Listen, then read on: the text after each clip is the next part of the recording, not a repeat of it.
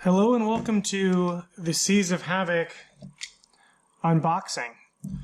I was delighted to finally receive these. We've been waiting a long time, so let's start opening them up. We'll start with the core box and make our way through all the different content.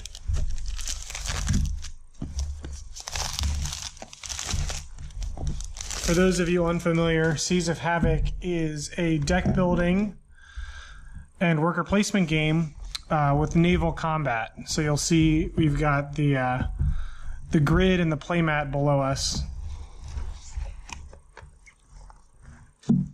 And I'll try to walk through everything slowly and carefully. These are the player boards. These are actually all the same, and when you assemble them, you'll put different colored wheels in here to make each of the 6 player boards unique and associated with a certain ship. Rulebook. I mean, nothing special here. This is actually probably readily available online, but you know, very important when you get the game. The captain's log. This was a stretch goal that we'll have in the core box. It gives you different characters to try all the combinations with all the different ships that there are. So you can keep track by checking off things, and then there's a couple special victory conditions. You can track your victories to find the most powerful combinations or the combinations you like as you're playing the game. So it has all double-sided, everything there. Here are the player wheels that you'll attach to those player boards I talked about. So 6 colors in the core box. Another punch board of the coins, the cardboard coins, the rocks, and then the buried treasure that you can hold in your cargo hold. On the back, you'll see that these rocks can be gusts of winds or whirlpools, and the treasure chests can have different rewards on them that you'll find. We won't punch those out right now. You get it. Here's the player board. Again, you can see the player mat below. It opens up, quad fold. Okay, now we've got some cards. So we'll just take those out for a second. We have your cardboard, or not your cardboard.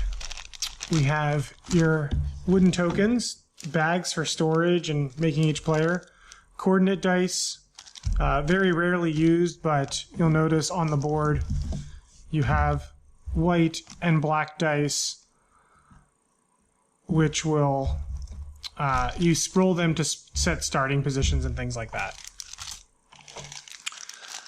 These are your point skulls, but we'll open those up in a second. Here are your base ships and some connectors, and I believe these are solo cards. So we'll start opening some of these pieces so you can see them closer. So we have the skiffs.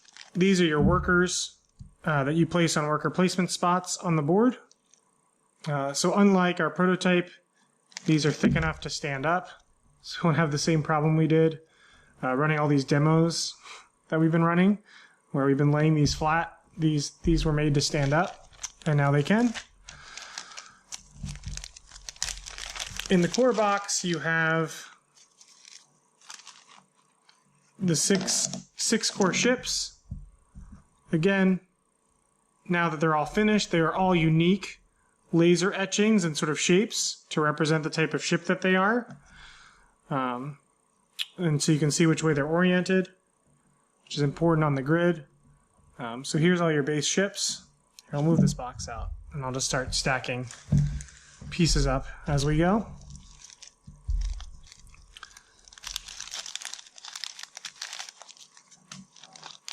These are your infamy tokens. So this is what you put on the outside to keep track of your score. Obviously 1 in each ship color.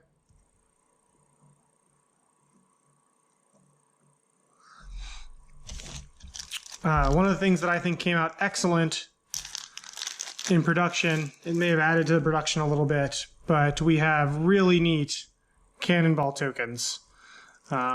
So they're slightly I don't know if you can see in the video, but they are slightly flat on the bottom, so they won't roll around too much. So if I put them here, you can see a lot of them that aren't rocking anymore are the ones that have gone to the correct side. So you can see that they will not roll. They have a nice flat bottom, and more importantly, they look like cannonballs. So really happy with this component, but those are the cannonball resource that you'll take and place on your player board. A couple more wooden components here in this bag. These are the thinner wood. You have the first player marker, which you'll just put in front of yourself if you're first player. These are the flags, which I'll move this to the side. These are the flags that go up on the top of the board and relate to each of the flag actions. And if your worker goes there, you take that flag. That's a worker placement action. So this flag, for example, is take any one of the resources you want. You could take a cannonball, a sail, or a crown or coin, whatever you want to call it. So again, each flag's unique. Each flag has a symbol sort of representing what they do. This is draw a card. This is scrap a card. This is immediately take another action.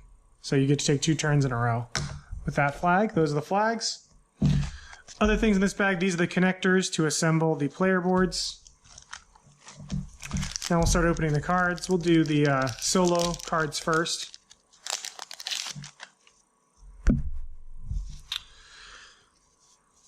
So this is the solo deck. It unfortunately it has to have the same card back because of the way cards mix together. But you basically draw these and it tells you what the solo player does, depending on the phase that you're in the game. So if you drew this card during the worker placement phase, it would tell you that the ghost ship would place their ship on, that scrap flag. But if it was during the sea phase, depending on how much sails they had, they would make a maneuver similar to the maneuver cards that players play. And then if you were playing against a specific ship, any of the 6 base ships that you see here in the core game can be a ghost ship, can act as a ghost ship, and they all have slightly different actions that they would trigger. So if I played this and I was playing against a purple ghost ship, it would trigger this additional effect down here, Sloop of War. For each 2 cannonballs, it gained some victory points on me. So that is the solo deck. You can see, the bottom is basically the worker placement where they go, either a flag or one of the spots, Deep Cove on the map. And then the top part is the tactics during the sea phase. So solo deck of cards. Let's crack into this deck. I think this deck is the more fun deck. I don't know how they split them up, but it's my guess. So I'm going to do a quick dividing. So we have upgrade cards here. These are all your characters. So we did full bleed art on the back, and then if you need the ability, you've got it on the front. But this also gives you the option, if you're playing with younger people or want to make the game a little simpler, you could potentially give people their character card and take away their innate ability on this side to make the game a little simpler to understand, or for family rules, gives people that option. In the core set, you have 6 different captains to choose from with 6 different ships. So you can do the math and figure out how many combinations that is.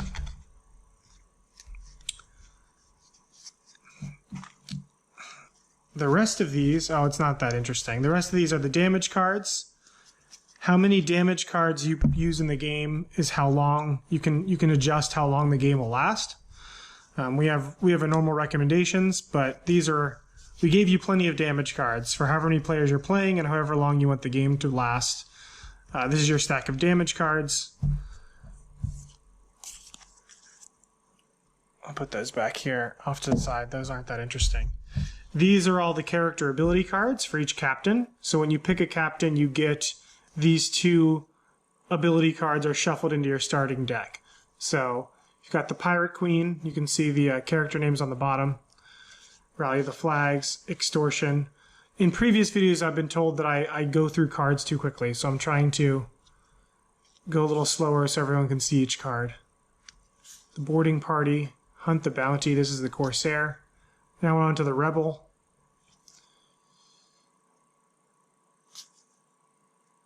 Here's the Admiral, Government Funding, and Inspire. And then last but not least, you have the Treasure Seeker, who has the Spyglass and Unearth Riches. This is your character cards. And then last but not least, I am going to go through these a little faster. Oh, you know what? Before I get to those, I put these down. So in addition to the last things in that deck are your player reference cards. So we have a reference card for each player. It's double-sided. It covers almost all of the rules that you may forget, like the board wraps around. Has all the points on here for hits. The rules on collisions when they happen. And then over here you've got all the icons spelled out for you in case you forget. So we have player reference cards for everyone. And then we have solo co-op mode reference cards as well.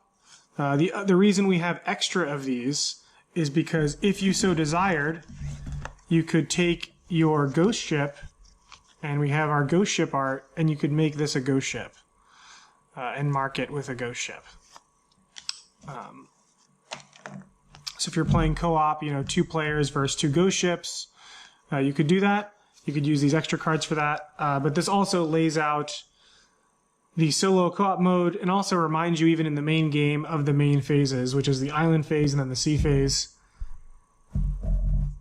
And the solo mode or co-op mode, you discard a card from the solo deck, place a skiff at that location, which we sort of, when we were looking at those cards earlier, we saw. And then during the sea phase, you discard the top card from the ghost ship's hand and perform the maneuver. And then again, if after maneuvering, if the ability matches the ghost ship's color, you perform that as well. So those are your reference cards for competitive, solo, and co-op play. Lots of different modes to enjoy this game in. And your dice. And then last but not least, we have the market cards and probably the starting cards for each ship. So yeah, you'll see here you've got the Xebec. At the bottom it shows you which ship. Each ship has 6 cards. So your starting deck will be made up of the 6 cards of the ship you choose, and then the 2 cards of the captain you choose to pilot that ship. So there's the Xebec, Ship of the Line, Brig, War Junk, Sloop of War. Fun fact, the game was originally called Sloops. That was the name of the game when we signed it and we're going to publish it. So, I'm not a sailor, so I didn't know what a sloop was off the top of my head. So we decided to change the name of the game to be a little more thematic. It's the Galleon. And then these are all the market cards that would need to be shuffled. Each one has a flag associated with it, so if you play it and own the flag, you get that bonus effect. But in general, you're just looking up here to see what action the card tells you to take. In this case, this is spend a cannon to fire, and it's worth a point at the end of the game, or an infamy point. Each of these cards is actually repeated, so when I switch colors, you'll see it's a fire card, a double fire card, a triple fire card, a movement card, a more advanced movement, a straightforward card, a straightforward and turn, a move and shoot, a move, shoot, and turn, a move, shoot, turn and shoot, pivots, 180-degree pivot, and then it starts again. So each color flag, you do have a lot of the same maneuvers and cards mixed in that deck together. Obviously, they all have different costs, and they're all associated with a different flag, so which one suits your deck does change depending on how you're deck building. So that is the core game. Let's move on. Where did I put my box cutter? Let's move on to the Sea Monster expansion.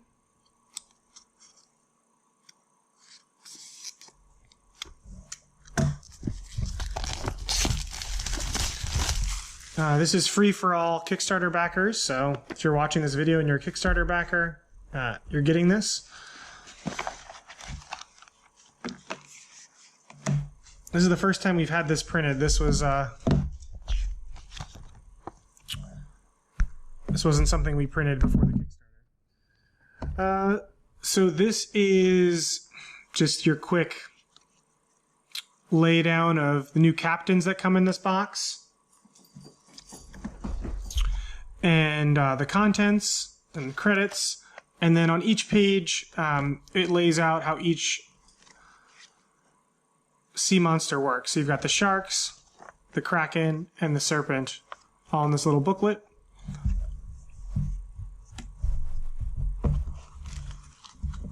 There are a lot of bags in here. So if you want to be if you really want to divide up everything, you can. It seems like there's a lot of bags.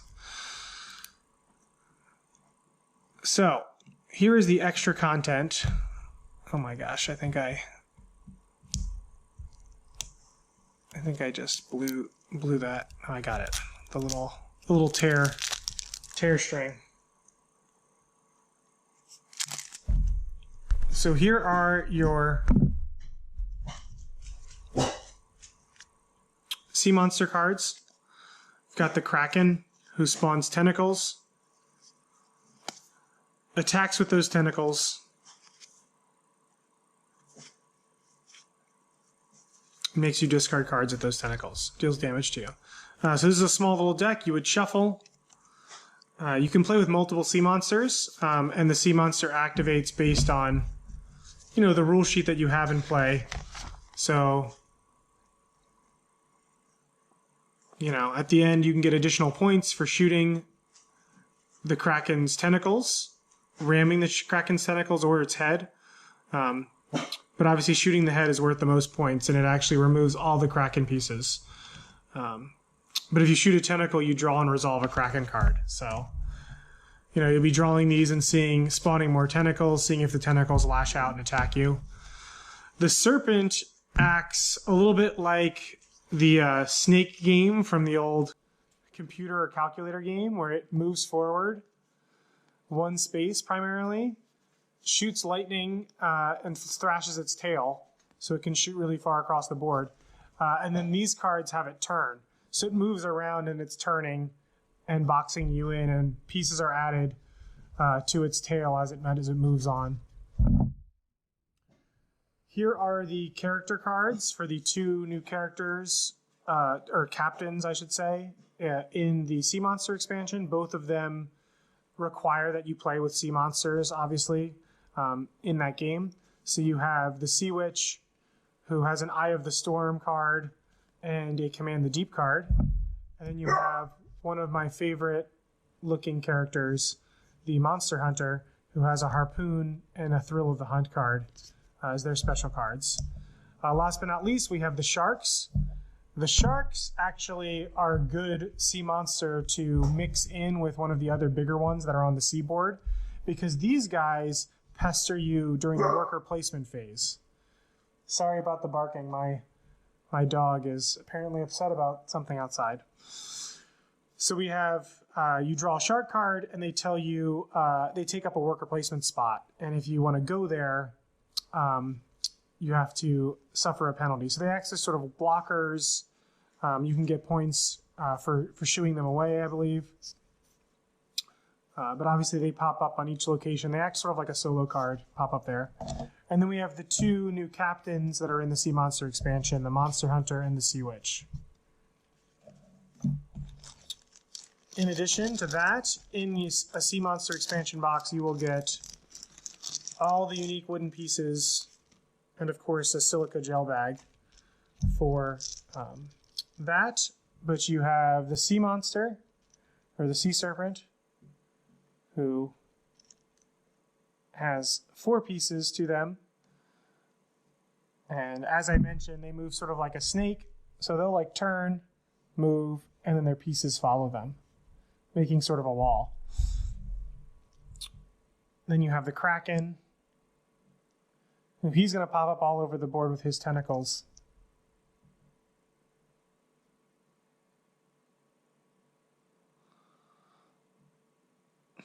and you'll shoot and deal with him accordingly. And then last but not least, you may have some sharks appear who are going to block things like the blacksmith shop. Or maybe they go up to the sailmaker. Oh, that's the shipyard, or the sailmaker's here. So the shark pieces go there. Okay, we have one more box left. I need to find my thing. This is the Buried Treasure Deluxe Expansion. This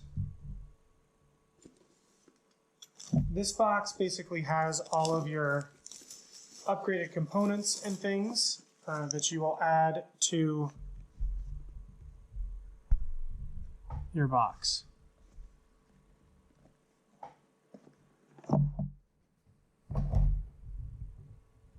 Let's put this over here. We'll start taking things out. So first you have just a little sheet telling you the contents and a quick assembly on how to assemble your wooden treasure chests.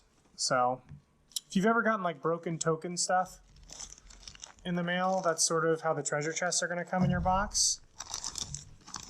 So I'll take these out for you, although I don't want to get too many pieces everywhere. So you'll need to do some gluing and assembling, but it is cool because the treasure chests actually are able to open and hinge open. So these are pretty cool storage solutions. You'll punch all these out. You can see this one, it's laser cut, pop it out, pop all these pieces out, get some glue, and then follow the assembly instructions here. And you'll see like a crossbar goes on the hinge, and if you glue those brackets on, your treasure chest will open. So what else does the buried treasure thing has? It has some deluxe components, which we're showing off like this. I do know that the metal coins were not ready for this digital prototype, so they are not in here. So I won't have those to show.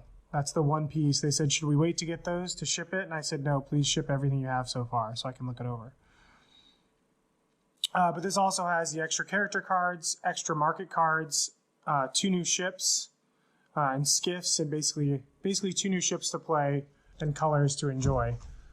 So you'll see in here we've got 2 new player boards, 2 new player colors, assembly things, not super interesting, and you've got some new cards and new pieces.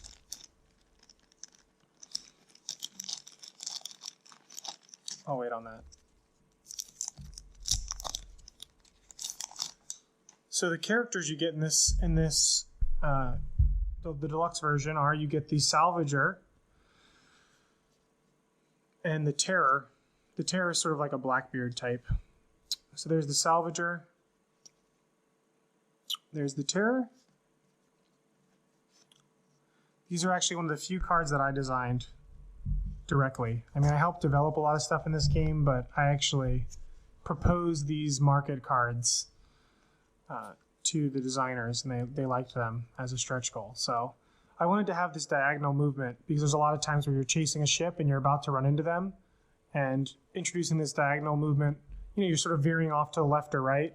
It's not as mechanical and slow. You're sort of veering left and right, sidling up to them. So, there's a lot of times in the game where you have a situation like this. You're following behind another ship, and you want to try to shoot them, and you've got to do all these advanced turns to sort of come on the side.